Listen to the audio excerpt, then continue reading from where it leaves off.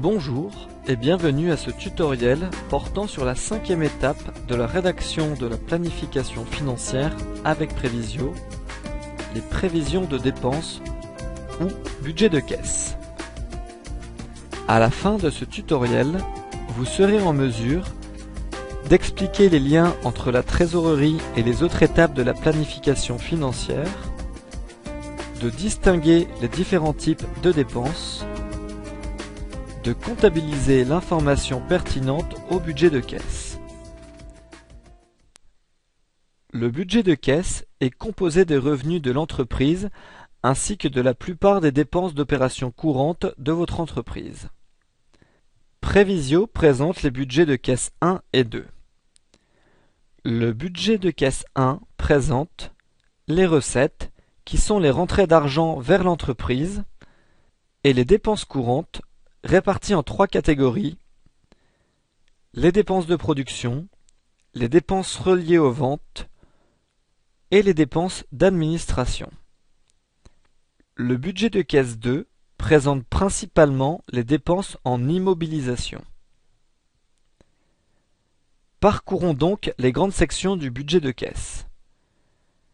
N'oubliez pas que vous pouvez toujours vous référer à la section Aide documentation pour obtenir un complément d'information sur les différentes rubriques de cette étape.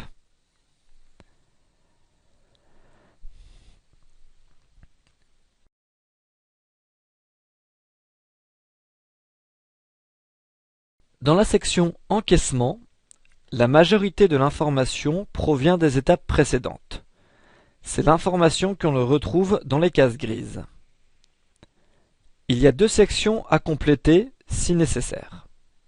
La ligne Subvention STA pour les entrepreneurs qui en bénéficient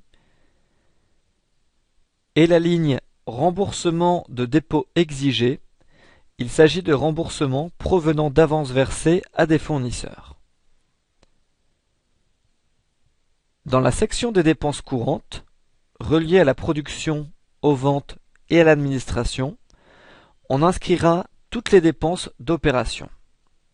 Lorsqu'une dépense récurrente est stable, Prévisio permet d'automatiser l'entrée de données grâce au double clic de la souris.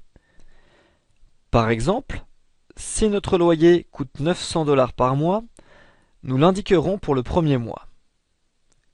Grâce à un double clic avec le bouton gauche de la souris sur cette même case, le montant apparaîtra sur toute la ligne. Il faudra faire attention d'aller bien indiquer l'information pour l'ensemble des 3 années.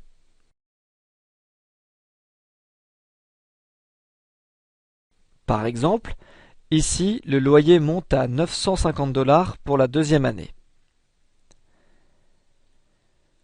Notez que pour ce qui concerne les bénéfices marginaux, Prévisio réalise automatiquement le calcul en tenant compte de 2 informations. Les salaires que vous allez indiquer ici, reliés à la production et aux ventes, et les taux indiqués à l'étape 1. Par exemple, le salaire de notre vendeur est de 4000 $ par mois. La somme reliée aux bénéfices marginaux assumés par l'employeur sera ici de 800 $ puisque nous avions indiqué 20% à l'étape des renseignements généraux.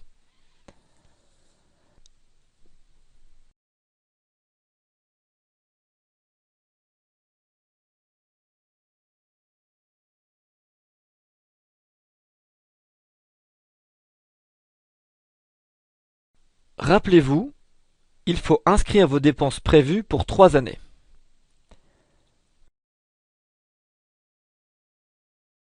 Le budget de caisse 2 sert à inscrire les dépenses d'immobilisation que vous avez prévues durant la période couverte par Prévisio.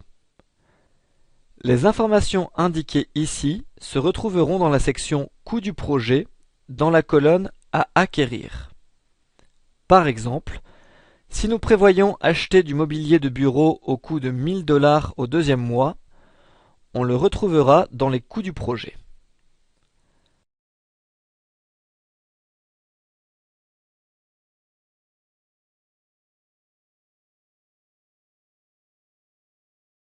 Dans la section Variation de l'encaisse, l'ensemble des informations qu'on y retrouve provient de données entrées précédemment.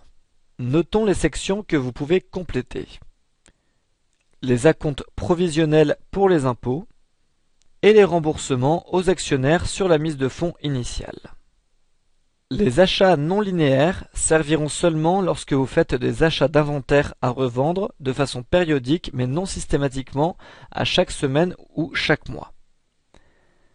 Il s'agit d'une ressource pour aider à planifier la disponibilité des liquidités pour faire les achats qui permettront de garder en inventaire les stocks nécessaires pour réaliser les ventes. La documentation dans le menu d'aide est complète quant à cette section qui ne se destine pas aux entreprises de services.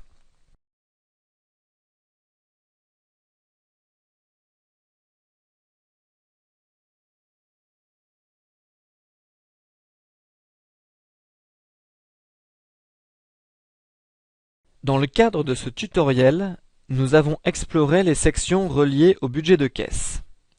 Le budget de caisse 1, qui traite des encaissements et des déboursés, ou sorties de fonds, reliés aux opérations courantes. Le budget de caisse 2, qui se rapporte aux dépenses en immobilisation et aux variations de l'encaisse. Et la section achats non linéaires, pour aider à la gestion des liquidités nécessaires pour acquérir de l'inventaire. C'est ainsi que se termine ce tutoriel portant sur la 5e étape de la rédaction de la planification financière avec Prévisio, les prévisions de dépenses et le budget de caisse.